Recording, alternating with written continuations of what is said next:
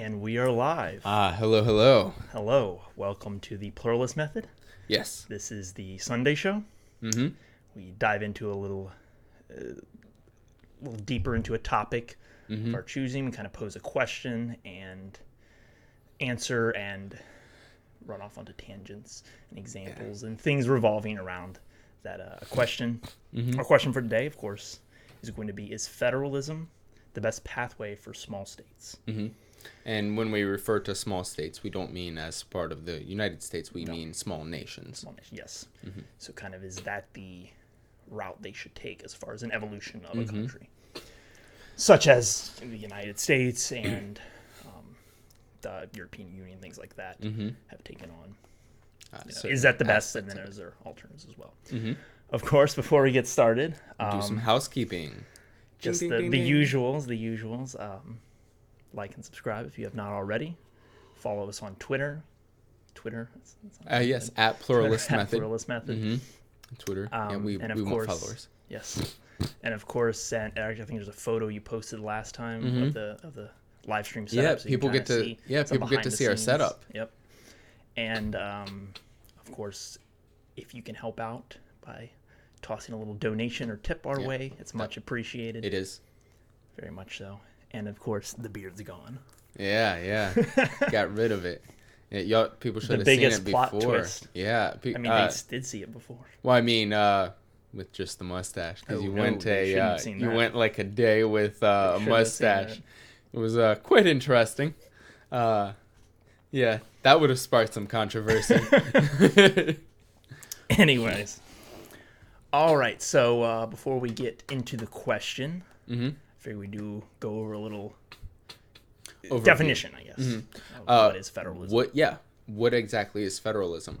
I personally came up with my own definition through my research. I don't know how well it will stack up to a definition you have, but basically it is the accumulation of multiple governments to create a centralized government, specifically creating certain standards. So for my definition, I had transportation, infrastructure, currency, and military. Those were the four aspects. And there are some others that you can get into the weeds on debating, which I believe we will. I believe those three in particular were kind of the foundation when it comes to the U.S. Absolutely. And their form of dual federalism when they originating idea, I guess. Yes. Of course, that has expanded over the years. But quite a bit. Yeah. And then, of course, along with that, then you have smaller governing powers in the form of states and even more local governments, which other sort of... You get cities, municipalities, towns. And certain, how do I say this, policies or powers are given to them to sort of do, depending on state by state, city by city, county by county. And all of this is actually highly debated as to, even currently, as to where certain powers where should those lie. lines are drawn. Yes.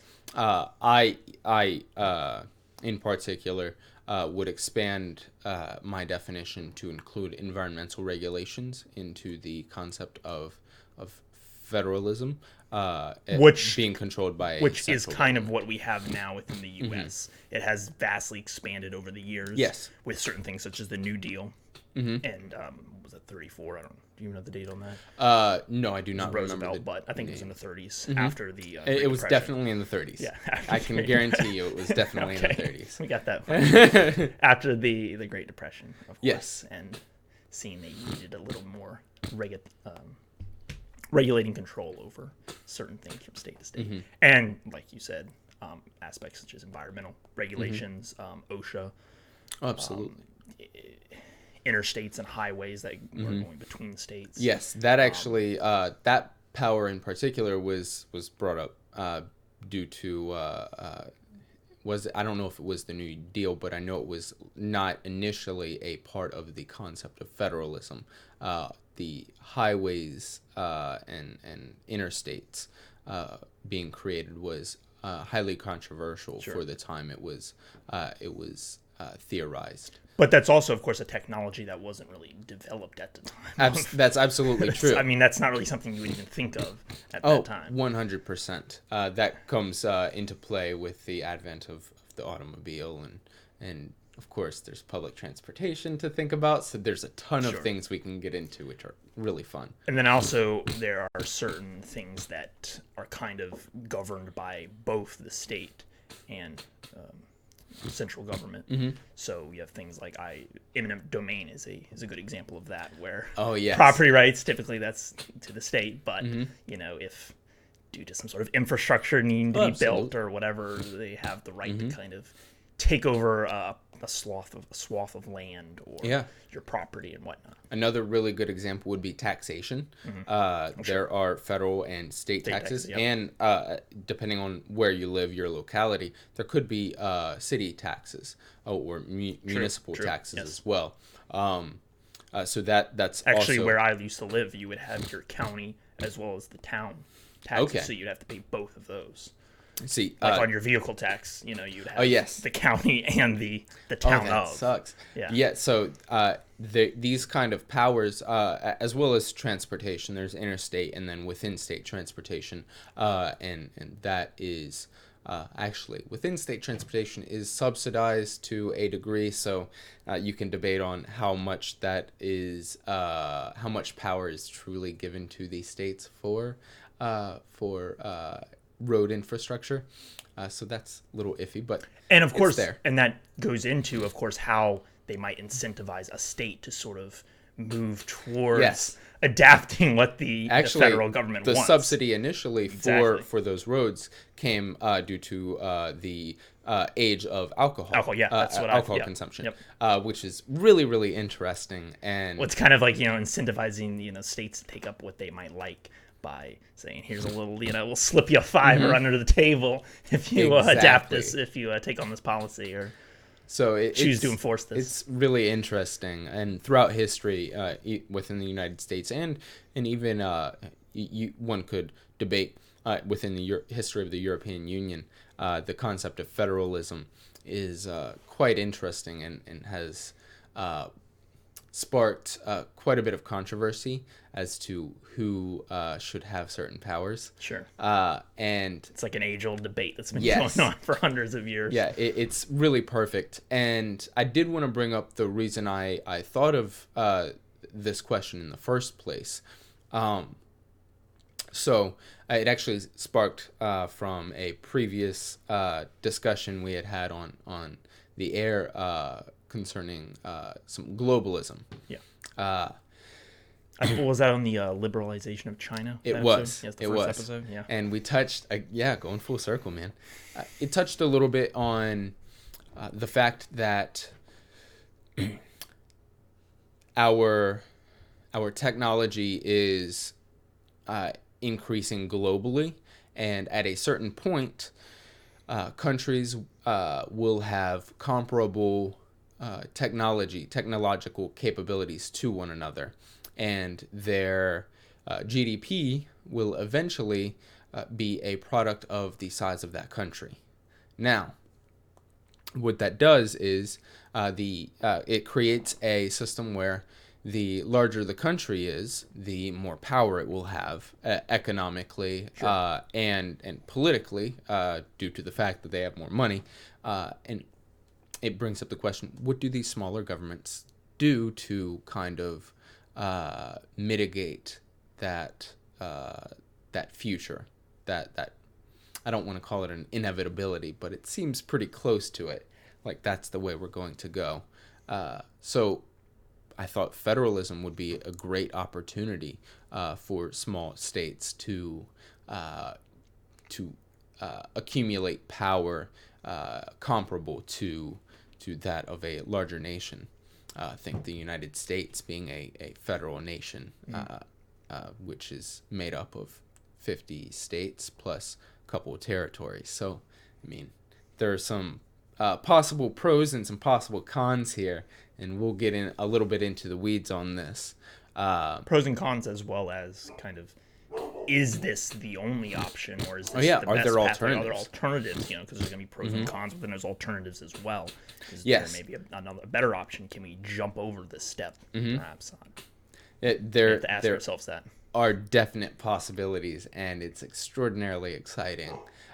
So I'm obviously going to be arguing mainly for I'm pretty pro federalism as a concept, so I'm going to be arguing pretty heavy for that. I want everyone to be aware that I'm biased on this on this topic, so full warning there.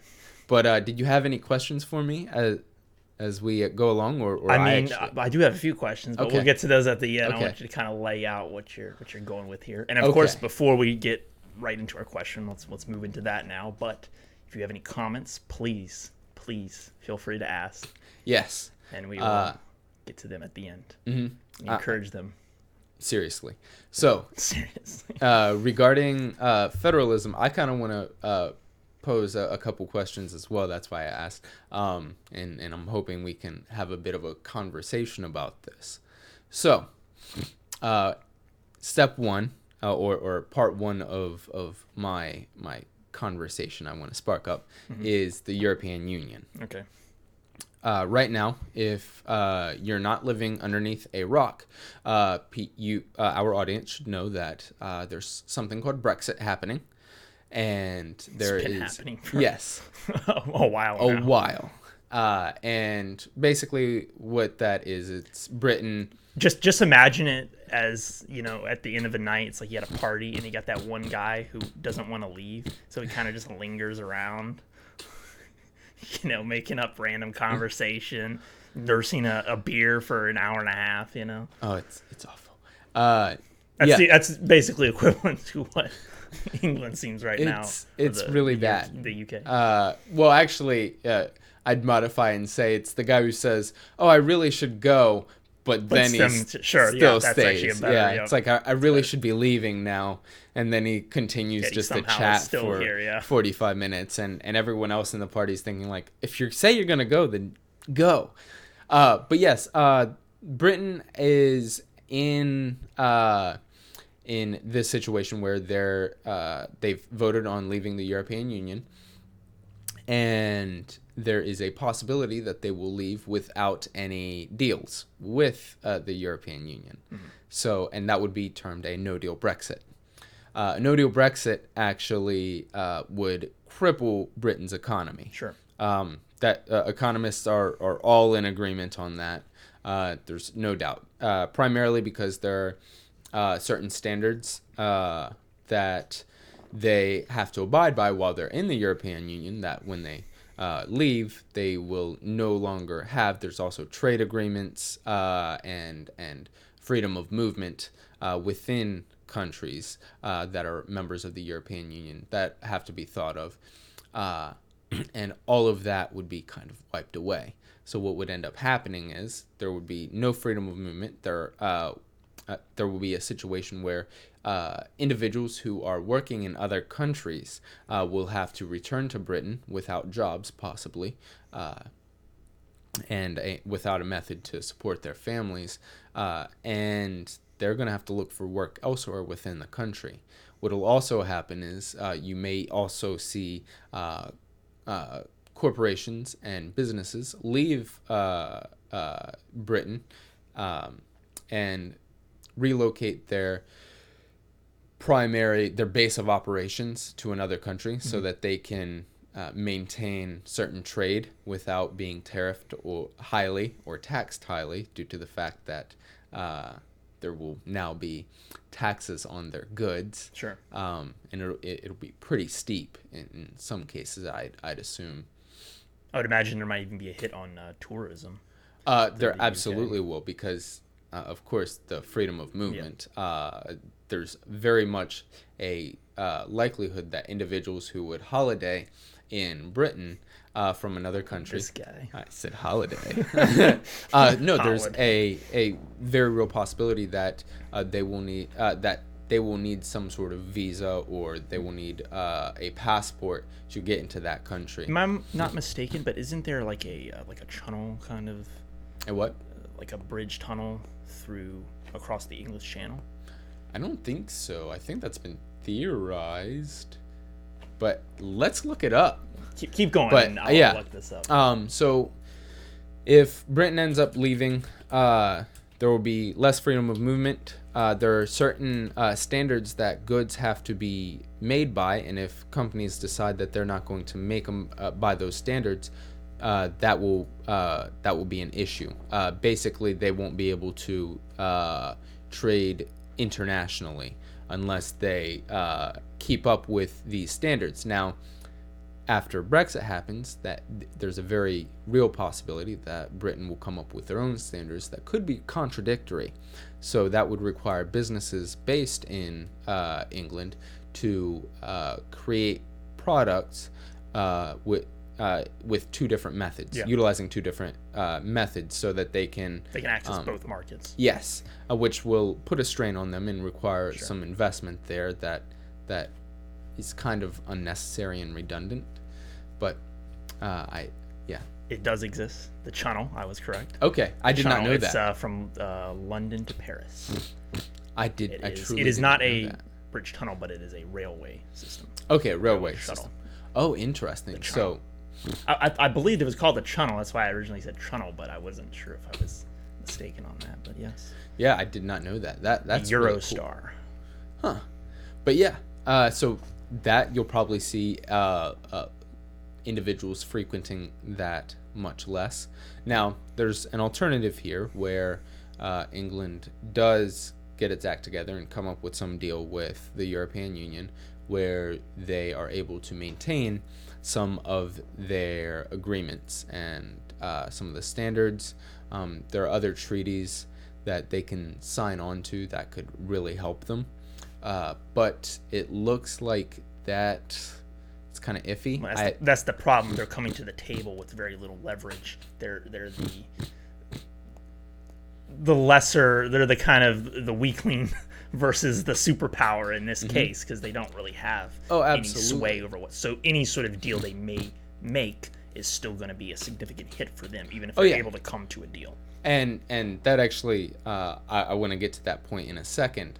But what that will do, even if there's not only that they have to contend with, there's the fact that they've set a hard date for themselves, which hard date they've Hasn't moved that been extended? That's why I had to put quotations around there. We're for real this time, guys. Yes.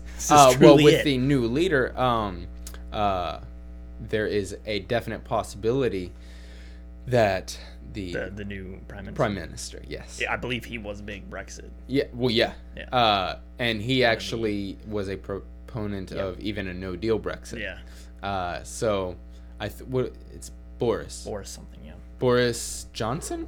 Boris Johnson, I believe sounds right. Yeah. I believe Boris Johnson is the prime minister's name, and he has advocated even a no deal Brexit, and the deadline date is sometime in October. I believe it's October. I think it's Halloween, but which... Oh, no, it's sometime in October. The symbolism there. If it is Halloween, people can fact check me on that one. But if it is Halloween, the symbolism there is kind of funny. Dark days for Britain are ahead. But Let's not ruin Halloween. Well, it wouldn't ruin for us. We're the United States. I don't even want to think about it.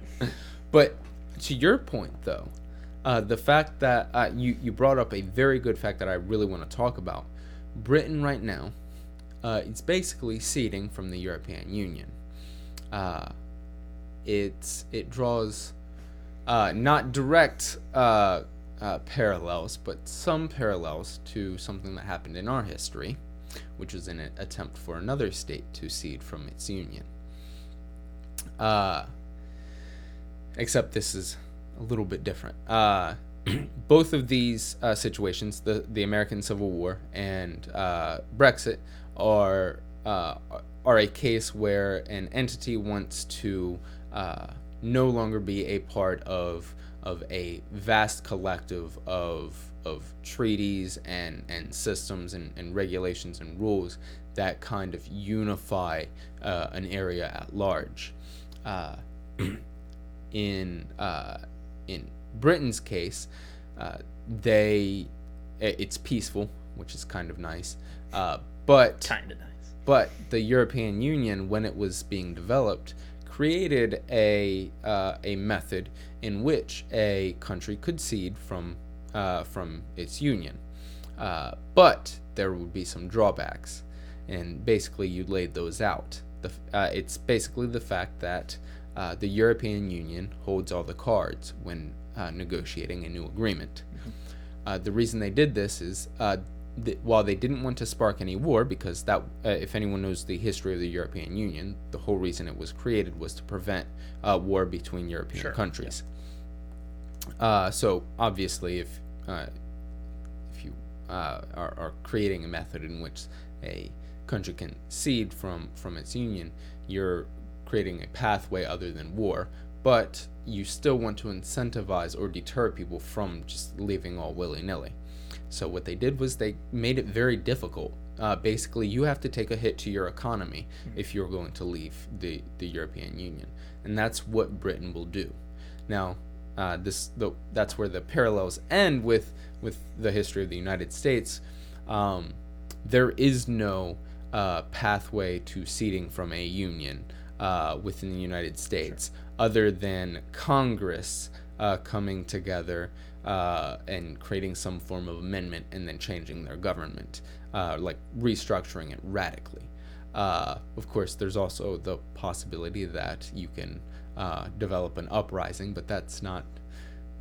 What about something like how, wasn't there a vote on like California ceding from the United States back in, or gaining traction? I'm not sure. If so, as far as you don't remember that, I do not. Back in 2016. This would be very interesting. And I believe Texas had made multiple attempts at it as well. Yeah, Texas. I actually do not know. So if there is a method in which a state can cede from the federal government, I would like to hear it. I'm under the impression that it is not feasible or possible without war or without a government kind of coming together and voting on it. It is, I guess, theoretically possible that a state's government could vote on it and make an attempt to cede from the union, but I think that there would be some conflict there between the federal government and the state government. So you are correct. So according to this brief little Wikipedia, quote right here, the current Supreme Court precedent in Texas v. White holds that a state cannot secede from the union by an act of the state. More recently, Supreme Court Justice Anthony Scalia stated, if there was any constitutional issue resolved by the Civil War, it is that there is no right to secede. Yeah. Okay. So that does validate that a little bit. So apparently it was brought up, but then struck down. Okay. Yes, and that would make sense due to the fact that there are some differences between our federal government and the European Union. Sure. I would very much make the case that the European Union, while utilizing the concept of federalism, is not a federal government. Just due to the fact I would agree, they don't have their own army. Because, well, actually, historically, there was a big controversy around that. They tried to, but no one wanted to give up a portion of their troops. And that there's another difference there, because those state governments would still have some of their army, which is quite interesting when you think about it. But additionally, there was no forced currency. The euro took hold, but there were certain. The UK still. The UK have the pound, yes. So it wasn't something that was 100% required. So there are some differences there. Now, each country still has a lot more of its own individual powers to do as they wish within the country. You could say the European Union's primarily more of a an overglorified sort of like trade deal amongst the countries, but I mean there are some aspects where it's primarily for bolstering the economy within these Oh, yeah. countries by allowing for ease of trade and movement between them. Yeah, and basically what it has done. But laws and these sort of things are still going to vary quite drastically country to country. In a within the way, European there Union. is a European Union That doesn't law. directly. Now there are subsets where each state do have their own laws, but there are overarching laws, and there's an Do you have issue an within. example? I'm curious. I actually listened to it was an interview with a justice of the United Kingdom's Supreme Court, Okay. where they were talking about precedent and how it will be utilized via European Union law and versus UK law. So there are certain precedents that have been argued within the UK, and we can look this up because I'm only vaguely familiar with this, so I don't have very specific examples. But I was quite interested in this. But there are laws that were upheld by the European Union that have been used as precedents in the United Kingdom's court system. So that's pretty interesting, and there is some criminal justice reforms that'll need to take place as well within the European Union as to which precedents they will accept or not accept that were adjudicated by the European Union's court.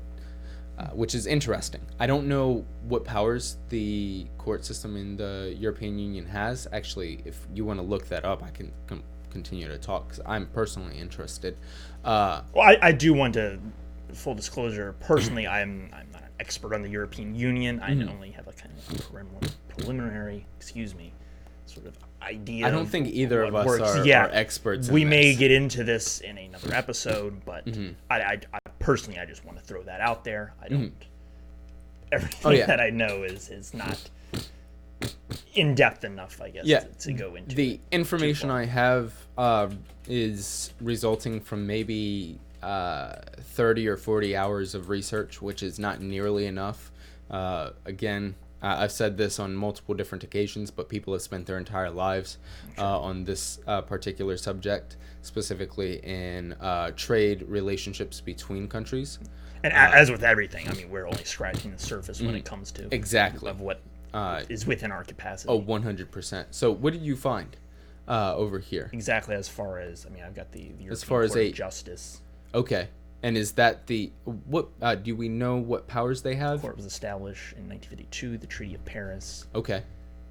As part of the European Coal and Steel Community, 7 judges. Yeah, I wonder what powers they have. Is it criminal or civil, or are do they hear cases that exist between nations? That'd be interesting, and we don't have to go into it. Yeah, I'd have to look deeper into this. So we'll look at that. That may be for another episode at some point. But yeah, there is some precedents that the United Kingdom will have to think about in how they hear new cases and whether or not they're going to allow for previous precedents. I guess this would probably roll into dealing with things like immigration as well. Oh, absolutely. How those would be set up, and that was one of the reasons you could say. Yes, a lot of people were in favor. That a certain faction did, and that's another issue with Brexit happening. They're coming to into contention with their own governmental structure, due to the fact that you have to build coalitions to form a majority party. The multiple factions that were proponents of Brexit in the first place were proponents because they supported different reasons. One faction wanted to leave the European Union due to immigration reasons, another due to economic reasons, and yet others due to certain standards that they believe are silly or foolish to enact on their country in the first place. And there are other reasons as well, but those are the three major reasons that I could find. I guess I would be speaking more on kind of the general sentiment among people. I know there was some racial tensions coming in there. Yes, especially with the influx of asylum seekers from the Middle East, particularly with the Syrian refugee crisis. And it should be stated that of the countries within the European Union, the United Kingdom actually had the lowest influx of asylum seekers than any other country there. Well, so that should be stated right here and now. So that fear that existed within the general population was absolutely overblown. So I wanted that to be I want to be very straightforward with that. I liked how you were advertising for someone asked what was I sipping. Yeah, gin and juice. Gin and juice. But this is only one instance, but it is a very good example of the concept of federalism and the pros and cons that exist there. Now, I want to get your opinion. Should the European Union be, I guess, federalized in a more classical form of the sense? As far as taking on a form of a more like central governing power? Yes. Are you a proponent of that? Obviously, I'd have to look deeper into the European Union. It doesn't seem like something that would be practical right now. As well as I don't know, it would be a hard push to convince each one of these countries to kind of give up a lot of their personal identity, whether it be in their laws they might want to make, as well as just kind of the culture aspect of things as well. You almost feel like you're becoming this sort of amorphous entity that is Europe, you know. And I know, obviously, as the European Union expands, they're taking in a lot more of the Eastern European countries as well. And you know, the differing cultures and types of people you have from France, Germany, Romania. I'm not sure if Romania is in the European Union, but you know, Greece, all these, it's quite varying and I think different. Poland is, though, which would be or the Czech Republic. I know there are a few starting to continually, kind of. And I will look that up because I'm not 100% certain about the Eastern European countries as far as whether they're members or not, but I know there are some. But yeah, just I don't know. I don't know if you could really get the people on board, especially at this time. That might be something in the I don't want to say distant, but near the distant future that could perhaps come up when you talk about sort of these large global superpowers, where you almost have these only 5 to 6 countries that are sort of governing over these swaths of states and local, more forms of local governments in certain regions. Like you could have the U.S. and Canada combined, and then the European Union and maybe Asia, parts of Asia and Australia as well. And I mean that's a bit far off in the future. Oh yeah, the European Union in that area could be more of the more near future, but at this time it doesn't seem, just simply with a lot of the issues that would come up amongst the people and the countries themselves.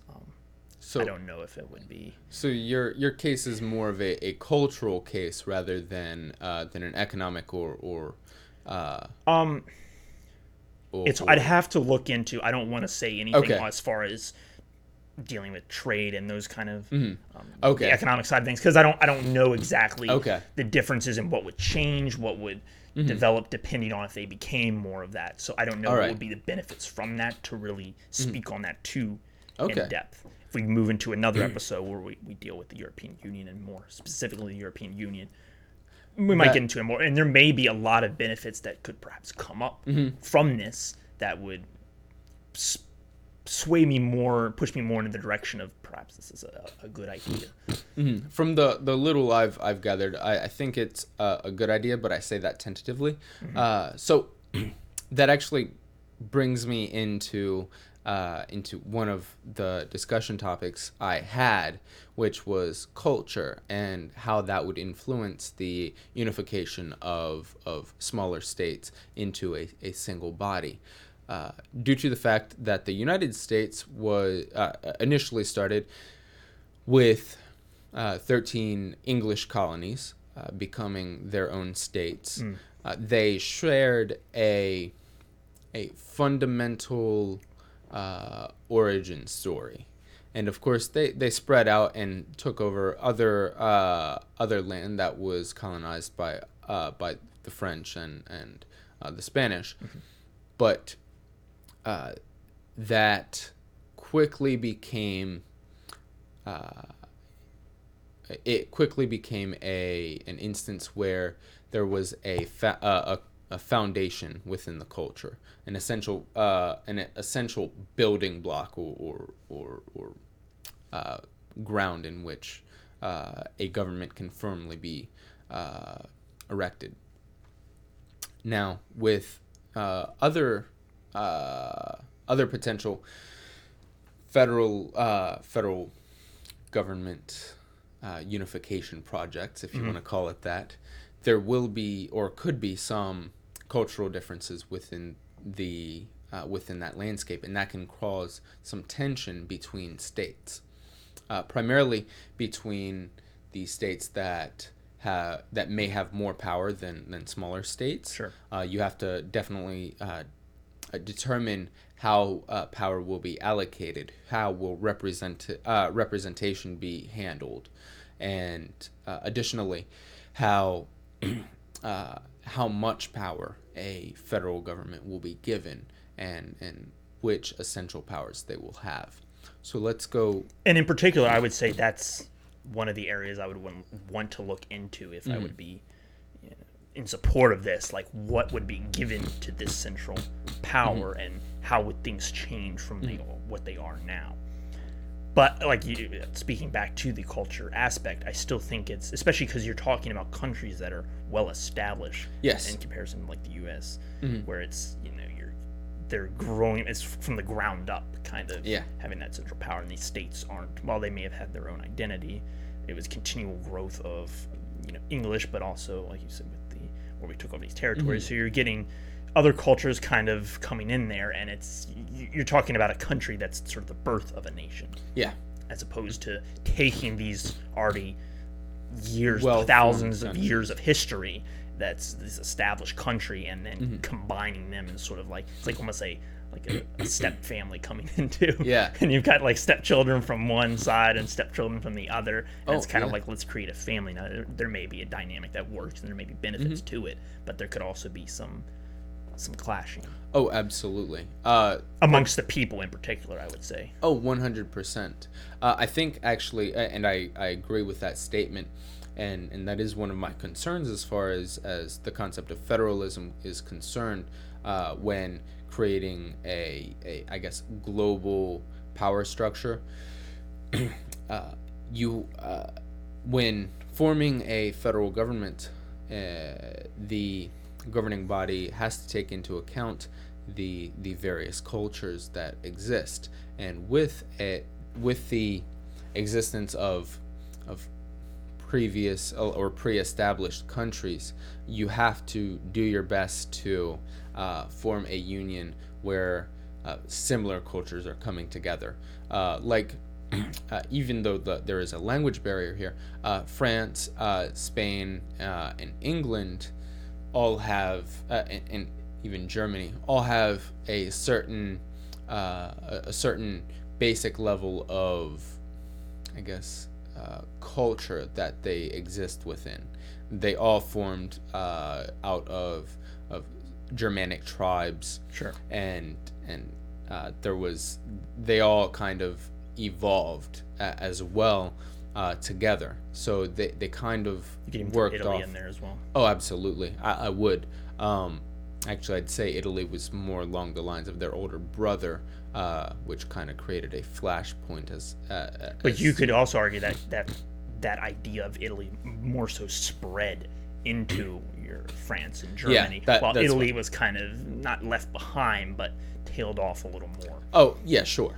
But yes, so I'd say as far as Europe is concerned, there are a number of countries that share a baseline culture that may not, where there may not be as much tension between those groups. And I would like to say as well, I mean, I'm not saying it's not possible. I don't want to say that I think there could be tension, but you could work through that, just as you have immigrants coming into a country, and as assimilation, takes hold. They will begin to appreciate more of, you could say, American values, or just abiding more by what is American culture and what is the other cultures, and that's what you get in America, where you get this mix of all these other cultures combined. And I wanted to touch on two other things. So the language in particular being a primary barrier, there should be people should acknowledge that could be a barrier initially, but there will not be a need for a single language. You don't think so? No. I was going to actually ask you. Canada is actually my reason, or the reason I am going to state that there isn't too much of a need. Now, there may be but that is only 2 languages. I mean, you're talking about dozens, kind of. Oh yeah, but why not have a dialect, or why not have a base language, which most, I think even in Quebec, a large percentage speak both English and French. So you'd have some form of base language while maintaining your cultural heritage, and teaching within your state government that language. So I did want to touch on that and say it's not necessary to to force a single language.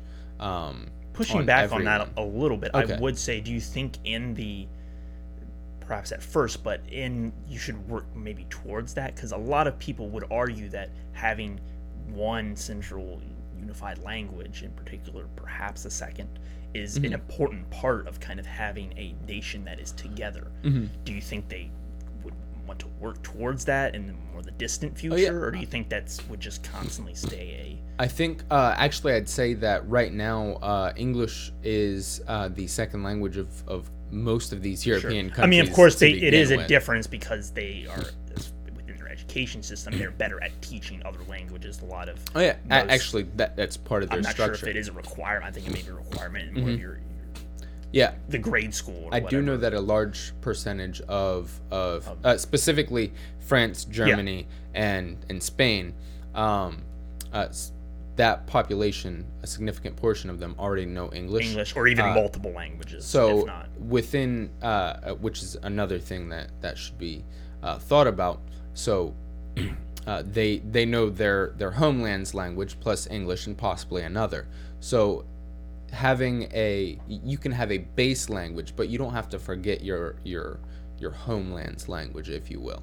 That may happen naturally. Well, sure, that's an argument a lot of people who are really in favor of. I'm not saying this is necessarily me, but in favor of kind of this weird idea of preserving culture. It's the same issue that comes up now when they talk about immigration. They feel that there's no longer the French culture, or whatever German culture is kind of being, you could say, phased out because you have these foreigners coming in. I think that's happening more with globalism and the fact that we're able to communicate. And I agree, but I'm just saying that would be an issue that would come up within a large majority of the not majority, but a large portion of the population. Oh yeah, and that may cause some tension. That's why I personally don't think that if you feel a need to preserve your culture in some way, and language is a very good way of doing that, then by all means have your keep the language of your people, but having a base language would be useful as well, which I don't know if I articulated myself well. I did state that you don't need a universal language, but when I said that, I meant you can teach English as a second language rather than that being their primary language. Or you can choose a different language. I'm using English because the majority of those European countries already know that. Because we're American and English is the best. No. I don't want to say that because I wanted to. The second thing I wanted to state is more along the lines of African countries. There are portions of those countries that were colonized by the French, and those countries, if they came together in the future as a federal government, may utilize French as their I guess base language to converse with one another, while in other countries there may be a native dialect or a native language that is spoken within multiple countries, or even adapting a form where it's a kind of a hybrid between. We have those a dialect, two. yeah. Which has happened. Like Haiti actually has. What is it? It's French. It is a dialect of. Yeah. It is a dialect of French. But yeah, that's a very good example. So language is a very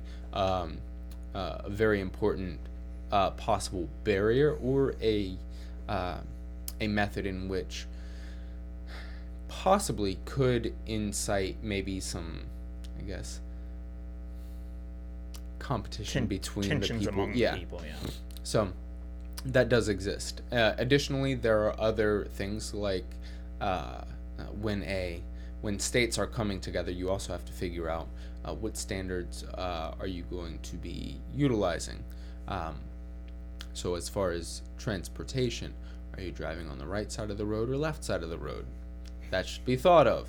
I think the UK is going to have to give that up. Yeah.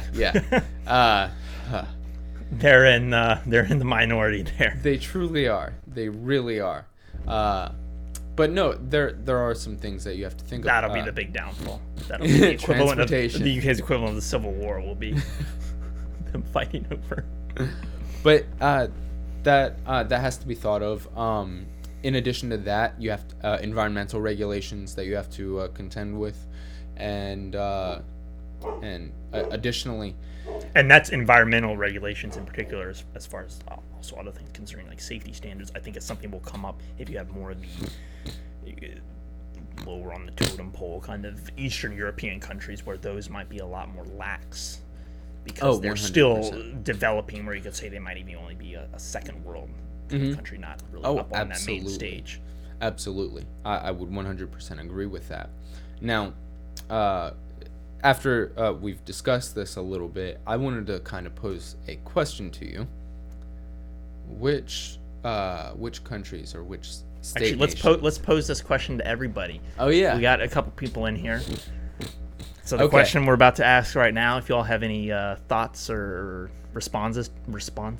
Yes, which nation states would be good together, creating as far as creating a federal government in the future? It doesn't have to happen now. I think the U.S. could team up with Mexico and Canada. In Canada. Oh, quite easily. I think that would be a really good idea, especially with the fact that there are already certain agreements in place, like the trade deals that are in place. Yeah, the trade deals. Two largest trading partners aside from China. Mm-hmm. If you incorporate some form of freedom of movement between these countries as well, which we don't get into that. Yeah. What would so actually before we get into that, let's say what would so the United States and Canada could easily create a freedom of movement agreement. But there are politically in the United States some issues where there are some certain factions of the government that would not be as happy with freedom of movement between the United States and Mexico. What would have to change to reach that sort of agreement? I think you need to bolster Mexico higher up on the world stage, kind of support them in, as we've discussed before, support them as a superpower and kind of help them get ahead, and you can really, it could be a great benefit to both countries. Oh, absolutely. And then once you've kind of reached And we have stated this before. yeah, Yeah. we went into this before, and once you've reached that point, then there would be no issue. I think Yes. So I agree. So what it would be equivalent to something like Canada. What would have to preface a unification between the United States, Canada, and Mexico would be bolstering Mexico's economy and establishing more stability within their government. Those would be removing a lot of the corruption, not having the drug lords kind of controlling a lot of aspects of local government. And when I say increasing or bolstering their economy, I mean specifically not only with business and corporations existing within that country, but also the standard of living of the general population. Sure. If that were to occur, and it is occurring actually, Mexico's economy and their government is becoming less corrupt, which is kind of nice, and it is seeing in a bolstered economy. Which is why a lot of the immigration you do see is actually more from a lot of the Central American countries, rather than Mexico. Absolutely. So if we preface the statement that Canada, United States, and Mexico should come together, with Mexico being a more stable government and a higher scale economy, I definitely say that it would be good not only for Mexico and Canada, but also for the United States. And hopefully that would continue to spread down through the rest of Central America. Now, if we're creating some sort of federal government, how closely tied should these countries be? Should you actually create a new centralized government, or should you create loose bonds, kind of like the European Union? So it'd be like you still have the United States and Mexico and Canada. I think that's probably the best first step to take, sort of as a stepping stone, and then perhaps in the future get to one unified central government. But at first, moving towards something like the European Union, I think it's a good idea. I 100% agree. I actually think that creating some sort of the freedom of movement would definitely be good. The NAFTA and the trade agreements are already creating free trade between these countries, which is kind of nice, or kind of free trade. Yeah. So we, with those two things just by themselves, that would be very, very good. Additionally, I do know that Canada and Mexico are accepting most of the United States standards of production, as far as how things are made and whatnot, so that they can quality standards. Yes, so they can gain entry into our market. Sure, so that would be not a big deal as well. So that there is some foundation there for these three governments to kind of come together and maybe create closer connections. I'd really like to see that maybe within my lifetime, but I don't know if that'll actually happen. That might be a stretch. Alternatively, what about certain Asian countries? That's where I was going to go next, actually. I know perhaps you could see like a Japan, South Korea, sort of perhaps taking in Taiwan. Okay. And the Philippines are a bit off as far as on there. No. But then China is the big sort of the elephant in the room. Yes. Additionally, there's another elephant, which is the relationship between Japan and South Korea, which is not a very good relationship. Oh, okay. I guess I was comparing them more on the stage of similar economies and similar. Yeah, Korea. I know there is a lot of history that goes back into where Japan subjugated Korea. Japan, Korea, and China between them, as far as each one of them sort of thinking less of the other, or one. Like Japan has an issue, of course, going back into history, thinking they're sort of the superior Asian in that region, and all the atrocities they committed throughout the World War II. So there are some issues there, but if those, of course, those were done in Europe as well. And yes, they were able to move past. Yes, so if those cultures can come to terms with their history, I absolutely think that maybe you said Vietnam, I didn't say you Vietnam. Didn't? I said Vietnam said might be a good option. Vietnam. Possibly. Vietnam and China, that would be, I think, further down the line because Not Vietnam and China, but Vietnam, South Korea, and Japan. I think Vietnam is going to be closer. It would be clumped up in something similar to China. Really? Yeah. That's I mean, they're still a communist-based government. Communist-ish. But I mean, so is China. Yeah, well, that's fair. I think I'd say on the spectrum, China would be this communist, where the most communist is over far, and then Vietnam is a little. But then Japan and Korea are going to be like over here. Oh, sure. Well.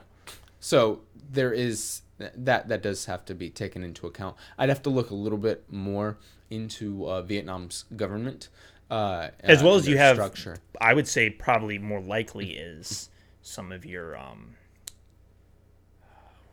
not Indonesia, a lot of the other Southeast Asian countries. You've got like your Malaysia, Indonesia, Singapore. I think Singapore would actually be, because Singapore, it is sort of more of a city-state as opposed to a country. Yeah, I'm not really sure much. I know Singapore has a very interesting governmental structure. I'm not. Yeah, like it's almost like a city-state. It's like this sort of one entity, which is the country, just being this city. But so they have a pretty robust economy and very robust. Yeah. I mean, Singapore is it's a hub, one of the up and coming tech leaders. Yeah. Now there's additionally within the Pacific powers, Australia. Australia down there. Where the hell do they fit in this puzzle? They're an extreme... and New Zealand will be tagged along. They are a very large country. I think are they the size? Are they larger than the United States as far as landmass? Landmass, I don't believe so. No. Yeah, so I mean, there is a I don't know if there was a coalition of world powers kind of coming together, where you see like 5 or 6 very large powers. I'm not sure where Australia fits in. I don't know whether they will side with someone geographically close to them. Mm-hmm. So that would mean... And I guess that is another aspect. I didn't even think of that, but we're only thinking of this in a geographic... Yeah, but if you take closeness as well... Yeah, concept. Like, because that is the thing. Australia and New Zealand are kind of, compared to the rest of Southeast Asia, because of colonization from England, they're sort of the odd one out over in that region. Absolutely.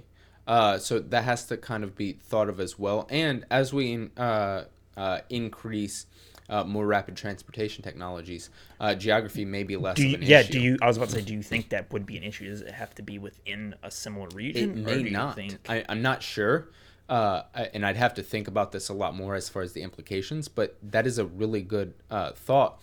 It's very much more possible that Japan actually sides with the United States rather than China. And that's the thing. We always think of it as being kind of like, you have to be within close proximity, but we could have this theoretically. You could have, something like Hawaii is an example, or Alaska, where they don't share a direct border.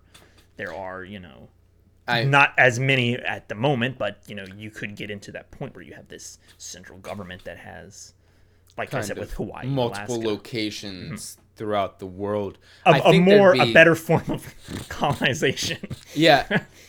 Something that isn't as problematic. Yes, something more mutually beneficial rather than subjugating a people. So that has to be thought of as well. But I think there are two things that really need to be thought of. When taking this concept outside of geographical confines, and that would be transportation ability and the landmass in which two decentralized geographically locations come together to form a central government. So if you do decide to create a coalition of different countries that are not that do not geographically share a border, let's say the United States, the United Kingdom, and Japan, oddly enough, form some sort of alliance, and then you add South Korea along with it. if you all then say You're that saying that more is than like an alliance, more so a central governing power. or, Okay. or like a European Union kind of style. Okay, because they already really have it. I just want to be careful with the words because alliance, Yeah. we have an alliance Yeah. with Japan essentially. So so exists. like a European Union style Okay. alliance, Yeah. and then they are, and then actually let's include Canada into this as well. Okay. So that is one government, and then you have the European Union and maybe some of the Northwest Africa are forming some sort of union. Then you have Central Asia and Russia kind of coming together. Then China and the other Asian countries. China and the other Asian countries will be closer to Japan and South Korea than we will. And depending on their influence and any treaties our large government has with their large government, there could be an issue, maybe not. The same thing with the new European Union and Britain. How would they be affected? And can you create a cohesive federation, And actually, European Union style? Just thinking about that of what you said, I mean, you have to take into account. I apologize for the dog. You have to take into account, if they were forming something of that, whatever sort of trade deals or those type of things they might have with other countries, these countries that you're taking on kind of have to come together in an agreement with that trade deal or whatever alliance that might exist as well. There would definitely be extensive ratifications of previous treaties with other countries.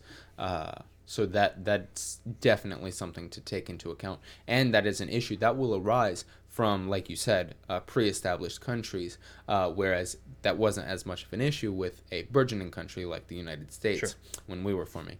So that has to come into play as well. But yes, so the influence, so basically the two things that could come into play if you're taking geography out of the concept, then it will be transportation, and then it will be influence of other large governments and culturally and I guess geographically. So that does have to be thought of. So I'm not really sure how that would work, but it's very possible that something like that could occur. So I'd be interested to see that. Yeah. I do want to bring up before we're moving along very quickly, so I want to make sure I hit every point. But we've kind of been discussing the idea of taking established countries and sort of forming them into these groups and these central powers. What about more of, let's say, like a startup country as far as establishing the way them? You stated that startup countries, we're a startup country. Yeah, we don't really have a concept for what we're going to be producing yet, but okay. We're looking for investors. If any other countries want to pitch in, that'd be great. Okay, sorry, keep going. Anyway, so these startup countries, yeah, with their Kickstarter. As far as them, do you believe that to be, and this kind of goes into one of my questions as well, do you kind of believe this adapting federalism kind of system would be the best route for them? As going to our question, the best option for them, and if not as well, what is perhaps a alternative, or what kind of federalist type system would you maybe go for? Like kind of what the founding fathers sort of started, what the United States was founded on, or more so what it became, I guess. Oh man, there's so many. Okay, this is a multifaceted question. So I want to boil this down to a specific possible example, and let's pick a destabilized region within the world. Syria is not looking all that great right now. Okay. So let's say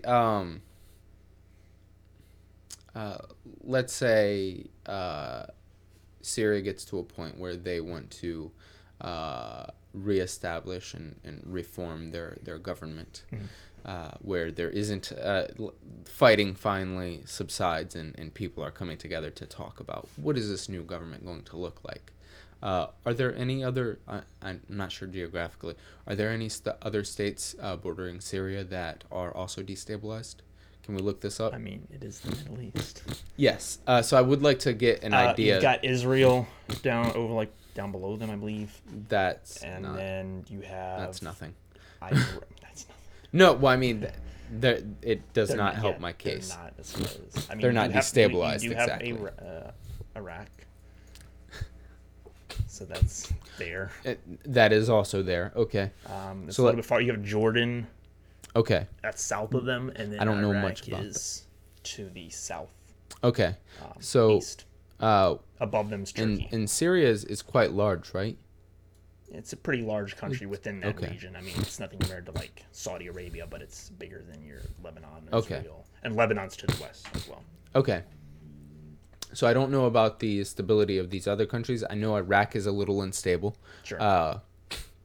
So let's say, in addition to Syria... I think Jordan isn't in the greatest shape either. Okay. So let's say these three countries are all destabilized and they all want to restructure a government. Now, right off the bat, questions arise. First question is, what are the cultural differences between these countries? Are they willing to do their fundamental belief systems align with each other enough to come together to create a system? Like the issue we brought up with the EU. Yes, and this is where you kind of come up with there's a decision tree here. So if you say, yes, there is some fundamental belief system that they all kind of unify under, then they will come together. If not, then they should reform separately, and then maybe later on come and form a different government. Now, let's go the yes route. Let's say they all do have some sort of common belief system. The next question is language. I do believe that, what is it? Is Farsi a common language there? I'm really not sure. Or is Arabic in general? I believe is okay. Yeah. Okay. So, and of course, I believe most of them are going to share a majority Islamic population. Okay, so they will likely speak Arabic. So with that, since in all likelihood they do have a common language, then yes, you can continue to go on. If not, then there may be some issues that you have to think about. Now, after that, you have to decide who has which powers, how will the government be formed, and what method of forming a federation is the best for that location. Now, I do want to state that federalism is not the same as a republic. It's not the same as a democracy. It's not the same as socialism or communism. Federalism is a concept apart from that. You can have a federation while having, I guess, a communist government, or even an authoritarian government. Democratic republic as well as a federation, like in the U.S. Absolutely. So I do want to make that very, very clear. This concept is apart from that. So they will have to form not only their federation and the balance of powers between that, but they'll also have to determine the governmental structure itself. Are they going to be some form of democracy? Sure. Are they going to be a democratic socialist country? And each country will have to take on that. Yes, each country will basically have to fundamentally agree that they will agree with this system, because you can't have differences. Because that's another issue. You can't have differences. Well, that's the big issue with like China and how they're to be a pretty unlikely for them to sort of form any sort of central power within like Japan or other Asian countries. One of the many reasons, but because of the governmental systems that exist, they're absolutely vastly different. Yes, and I do want to state that if theoretically, if a communist country does form some form of federation, it will likely be much more central government heavy than state or provincial government controlled. just due to the fact that power is coalesced into the largest government possible. So while federalism is a separate concept, the governmental structure does impact the concept itself. So there's some more nuance there that I wanted to state. So within Jordan, Iraq, and Syria, let's say they decide to pick something. Let's just say, a democratic republic that's similar to Let's say, okay, they decide to do something like the United States. Then they have to decide whether or not they're going to do, whether or not their lawmakers are going to be a bicameral or one house legislature. Of course, you can do multiple house legislatures if you want. I mean, the sky's the limit. You're creating a government. Then you have to determine what checks and balances they have, if any. You have to determine how they're going to be elected. Then you have to come up with an executive branch. We doing a presidential system? Are we doing a cabinet of different individuals or a panel of different people? Monarchy. A monarchical democratic republic. Okay. It's doable. Okay, so Syria, Jordan, and Iraq are all going to become a monarchical democratic republic. I'm not sure exactly what that means. So they... Well, I mean, I guess you would have some sort of executive branch style, but it would be through a bloodline. Yeah. In a way. No, I was gonna run with this. So basically, it's through a bloodline, and they serve for life. Yeah, your executive branch from. The executive branch serves for life, and it's within a certain bloodline.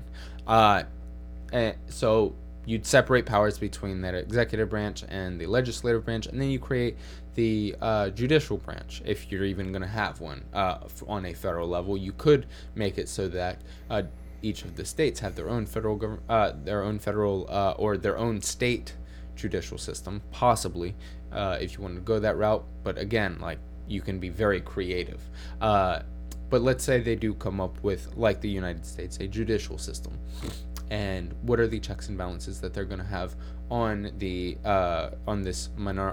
monarchical democratic republic? An abbreviation for that. Yeah, MDR. Yeah. So as part of this MDR, what checks will they have? How will they determine? Are they actually going to be a constitutional MDR? They have to figure that out too. Sure. Because I mean, there are alternatives. I'm not sure if there are as effective alternatives, but there are alternatives. So let's say they do decide to have a constitution that's ratified by these three nation states. So if they decide to do this, they create these three branches of government. They decide how many houses. Let's say there are 4 houses within the legislature for our purposes. One house created specifically by of technocrats that are elected. Each get 2 from each get 2 within a certain set of fields. So one is so the first thing is a technocratic legislative body that's based on tech positions, and then they also have to have some sort of knowledge of the legislative process and of other things. Let's say the second one. Also, I think we're going a little too deep here. Okay, yeah. We're just trying to get an overview. We're actually trying to build the system out for us. I'm sorry, I got way deep into this. I'm actually going to be thinking about this for a very long time, which I think really you could do an episode alone just on. Okay, but essentially, you create a decision tree, which could or may not create a government. And I know your question was whether or not a destabilized government or a startup country would be able to create that system. As far as but I guess country. I was actually even thinking of more perhaps this might deal with landmass, but let's say, Kazakhstan is a pretty large landmass, kind of developing something similar to the U.S. and having states within simply Kazakhstan. Okay. Breaking those up into a federalist type system and having various states within the country. That's actually very and not necessarily taking other countries and kind of bringing them together. Okay, actually, that's actually a lot easier. Sure. You could have stopped me, man. Kind of like, well, you're on a roll, I'll just let you run with it. Yeah, I enjoyed it. Kind of like how China has their regions. Yeah, they have provinces, which or very much Canada as well. Mm-hmm. That could look at the road system, and we can see this, but it's quite interesting. Anyways, no, I do think that if you're going that route, if you take a very large country and then break it up, that could be quite helpful. There would be other questions, especially regarding how much power does a central government want to give to the states. So it's kind of reverse. Sure. Well, yeah, that goes into kind of what form of federalism do you want to take on? Do you want to have these very clearly defined powers, or do you want to have more of this hybrid-based system where certain things are laid out, but you want a more strong centralized power to kind of have that authority? Within Kazakhstan specifically, I do know that there are areas of Kazakhstan that differ quite a bit. Yeah, that's cultures. The thing we can't necessarily. I'm just using it as an example of sort of landmass. Only. I mean, maybe, I don't know from country to country. You have to look and see as far as the varying cultures or regions based on where. I mean, obviously Russia. In your far eastern end of Russia, you have more of the Mongolian, Asian culture, but in Europe, at the western side. What I was going to state, though, is that it could be good if you created provinces within a country, a single centralized country that has a lot of cultural diversity, especially defined by some geographic border. If you created certain states within that and gave them certain powers so that they can determine for themselves within that culture certain things, certain rules. As long as it's not too...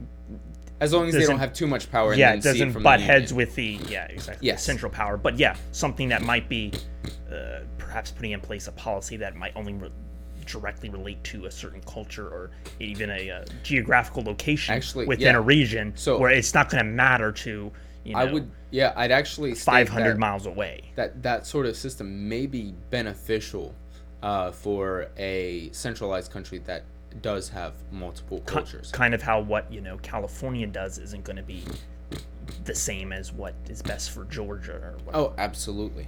So I definitely say that it probably it would definitely be likely a good idea, and actually I'd be happy to see if that happen a bit more.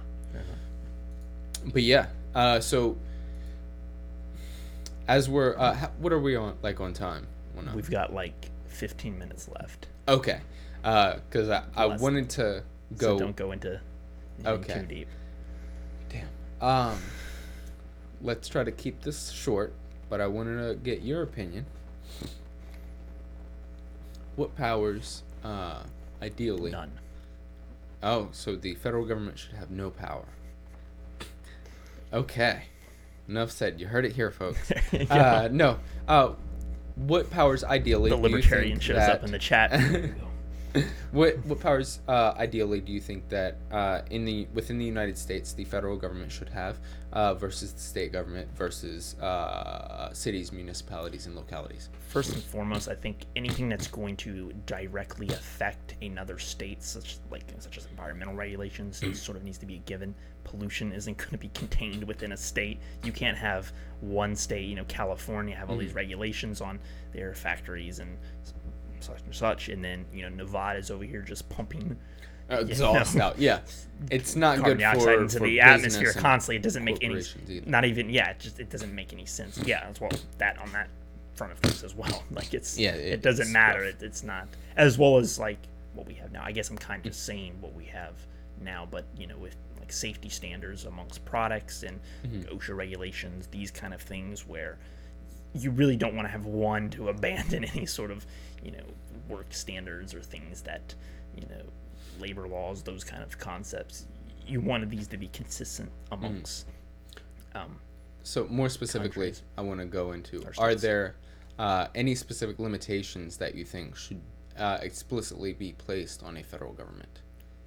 Limitations as far as what they What shouldn't should they be. never go into? What should they never have power over? I know this is like, I'm putting you on the spot here, but... Well, I was going to go into perhaps you have different laws, and perhaps concerning like drug law, as far as perhaps removing that and just allowing that to be entirely left up to the states. Okay. Concerning, I know that runs into an issue as far as transporting substances state to state, and that becomes an issue. And there's a lot of things where you think about it, it can be like, oh, it seems Could be iffy. seems beneficial, but when it comes to things, but I know now, particularly with a lot of the marijuana laws, I mean, I don't want to get into that, but Yeah. it is a little strange where you have this, it's federally, illegal, and then you have these certain states that might have legalization, and then it's but aside from that, I'd have to think about it a little more as far as, I mean, I could come up with an answer perhaps on Sunday if I can find one that maybe should be removed from the federal government having control over it, or vice versa. Yeah. As well. Something along the lines of a universal healthcare system. Okay. Seems like it would be a kind of a baseline there, as far as a federal power. Okay. Actually having that power. Yeah. Yeah.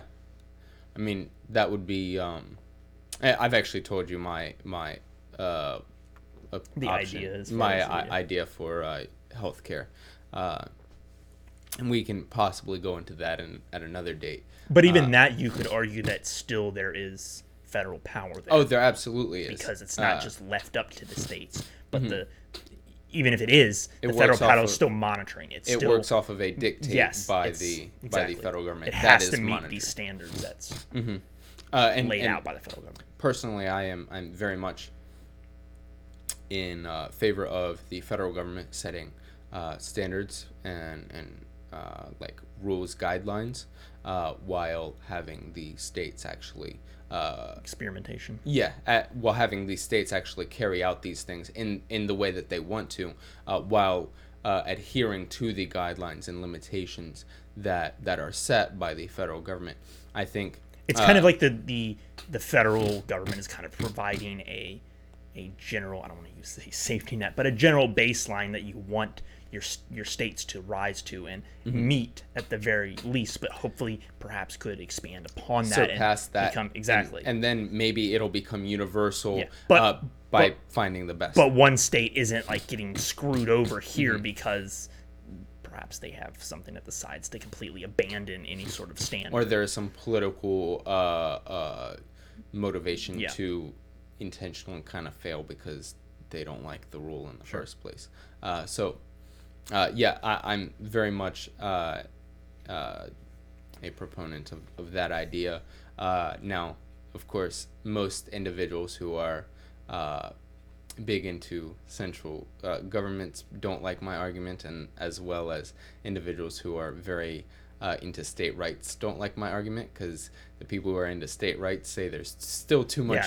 There's always going to be too much. That's the thing. And then from the other side, you're letting the states get too much power over what they do. So, I think it's a Sure, but I mean, some of their arguments can come from the extreme where it's an all or nothing. idea.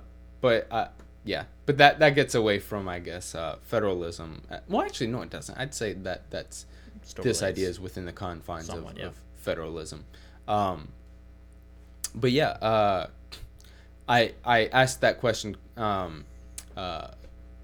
having no answer myself. Sure. As far as a And limitation it's something you think of where something might spring to mind right off the bat, but then you think about it a little more and you realize there's issues that comes up with that as far as Yeah. So I really don't know as far as that's concerned. But that was the last question I wanted to kind of pose to you. Do you have any For me?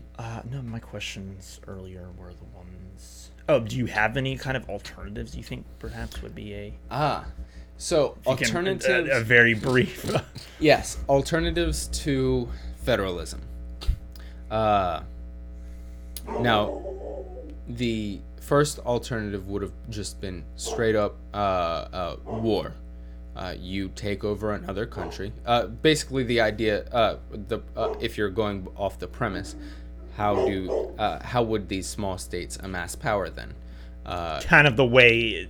Yeah. Throughout history, that's happened. Mm-hmm. War would be the first thing that springs to mind. Now, obviously, there are cons there, and that is not something I think that would be a good idea, especially given the advent of nuclear weapons.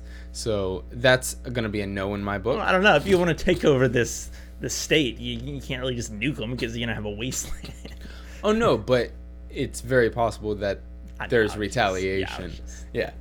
So that alternative, in my opinion, is not super viable. It's a possibility. It's very much more likely that a very large country will kind of absorb a smaller country just due to their sheer power, and they can do that by force. Think Russia and Ukraine. Enough said. That's a recent example. Mm-hmm. And you can go throughout history and find many more. Yeah, World War II and all that other good stuff. Good stuff. Sorry, that was bad. Anyway, another alternative would be utilizing your economy to take over another economy before the transition occurs, where technologies will kind of be comparable between states. So right now, for instance, if you have a country that is much more technologically advanced than another small country, you could theoretically create trade agreements and other agreements that place you at a much larger advantage, and then little by little increase your control within that system and try to wiggle your way inside to getting power. Sure. That could be another way.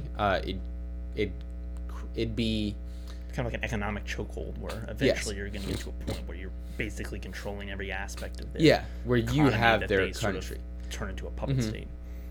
Yeah, I mean that exactly that, and then you'd have to further that. You'd have to further that by propping up a puppet that would want to create a federal government. Just as America's done so well. Yes, or create some union. If it's an alternative to federalism, so you vote for the absorption of your country into the more technologically advanced country, and that could be done through subterfuge over many years and some very risky choices. It would also have to be a pretty large investment, so this country may not be able to be if this were to happen, that country would probably not be in the world stage for a while, because they will put a lot of investment in absorbing this other country. So that's something to think about. So if you're searching for that kind of thing, definitely look for a power that has previously been on the world stage and then kind of dropped out a little bit. But by perhaps absorbing that country, it could bolster them enough. Later on, to yes. Place themselves higher up. Yes, and that would be the purpose for that. Once they complete their takeover of the other country, they will come back to the world stage. But during the time when they are trying to absorb it, you'll probably see less activity there, or less investment in other countries via some sort of agreements, via trade or sanctions or participation within international agencies. Sure. Other than that, there is the possibility of, and this is the last one I can think of, something that is cultural. Again, let's say that we've come to argue from the side where creating a federal country may run into issues where different cultures might clash, but there's also the opposite where similar cultures, very, very similar cultures, are in separate states. So it's very possible either through an increase in population that they combining sort of the two just because they're so maybe perhaps culturally similar. Yeah, it's almost seems to make sense to just kind of come together. Or to the point to where support each other because you're going to be better off. Yeah, to the point where maybe even if the governments themselves don't unify, they're so close that, I mean, there's not much distinguishing. Like North and South Korea. Yes, like North and South Korea. But yeah, those are the alternatives. Those are the alternatives I could think of. I don't know. Did you have any other things that you could think? That's why I posed the question. I was curious. Yeah. Those are the only things I could come up with personally. There may be other options out there. There probably are, actually, and I'm just not thinking of them. But that's what I got. But yeah, guess can we bring that dog in? Yeah.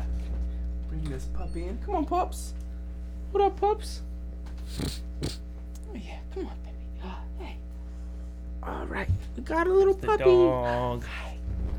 Yes. Yeah. Kisses. Thank you, boy. All right, down. All right. All right, down. All right.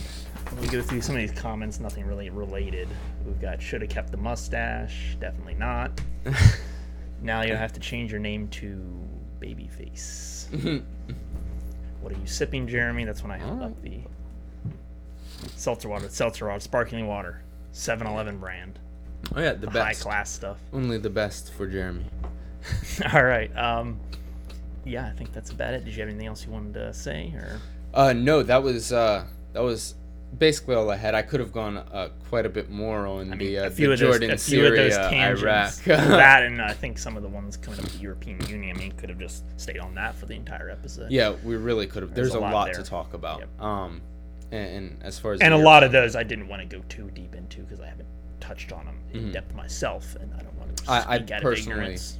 Yeah, I'd personally like to get regarding the European Union another 20 hours of research probably before I commit to something like that. But with that said, yeah, I am out of things to talk about regarding federalism. That's fair enough because we are right on time. Perfect. Thank you all for watching. Of course, the Wednesday show will now just be me. Yes. So we'll see what's happening there. But hopefully it'll be good. Yeah. Please tune in. I will likely come in maybe during the primary, during separate primary debates. Maybe after we watch those, if we're covering the debate, I'm cool with doing that. If you're jump in there to discuss that. Sure. But other than that, I have school. I'm starting classes, so yeah, I'd rather utilize my time more wisely. Okay. Even not saying this is not a wise use of time, but I need to focus on my studies. All right. Well, of course, like and subscribe if you have not already. Follow us on Twitter at Pluralist Method. Throw us a tip or donation if you can. And yes, thanks for watching. All right, I'm Dylan. I'm Jeremy. And see you next week. See ya.